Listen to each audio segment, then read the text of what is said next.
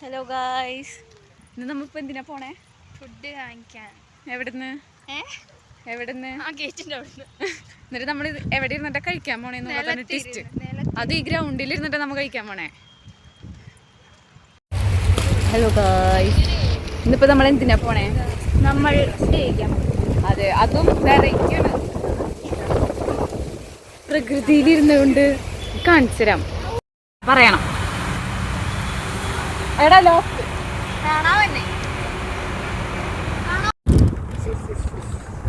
First മുട്ടയുള്ള biryani കഴിക്കണേ. മുട്ട ഉണ്ടാവാറില്ല. ചട്നിയാ? ചട്നി ചട്നി ഇതാണ് ചട്നി. ബിരിയാണിക്ക് ചട്നി. ഇതാണ് ബിരിയാണി. കളയല്ലേ കേട്ടാ. ഹലോ ഗൈസ്, നമ്മ ഇന്ന് ബിരിയാണിയാണ് കഴിക്കുന്നത്. അത് കുറെ നാൾ കാത്തിരുന്നിട്ട് നമ്മൾ നാട്ടിൽ വന്നിട്ട് ഹോസ്റ്റലിൽ വന്നിട്ട് നാട്ടിൽ നിന്ന് ഇവിടെ വന്നിട്ട് കഴിക്കുന്നത്. ബാംഗ്ലൂരത്തെ ബിരിയാണി എങ്ങനെയുണ്ടെന്ന് നമുക്ക് റിവ്യൂ കേൾക്കാം. അടിപൊളി സലാഡൊക്കെ കിട്ടും വെച്ചിട്ട് ഞങ്ങൾക്ക് കിട്ടിയത് അടിപൊളി സാധനം. മീൻ ചട്നി വെച്ചിട്ട് ബിരിയാണി കഴിക്കണ്ടേ. മീൻ്റെ ഒക്കെ വെച്ചിട്ടുള്ള ചട്നി. പിന്നെ എന്താ ഗുണം വെച്ചാൽ മുട്ടയിട്ട് ഫ്രീ ആയിട്ടൊരു മുട്ട പോയനെ ഫ്രീ ആയിട്ടൊരു മുട്ട കിട്ടി.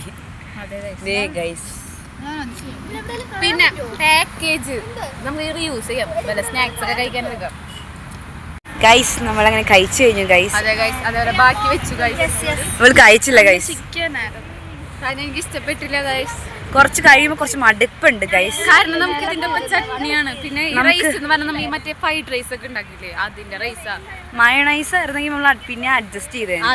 പക്ഷെ ക്വാണ്ടിറ്റി ഉണ്ട് കേട്ടാ. പാക്കേജ് സംഭവങ്ങളൊക്കെ അടിപൊളിയാണ്. ഞങ്ങൾ ഇത് ഹോസ്റ്റലിലേക്ക് കൊണ്ടുപോകാം. വേറെ വേറെ സാധനങ്ങളൊക്കെ ഇട്ട് വെക്കാൻ, റീയൂസ് ചെയ്യാം.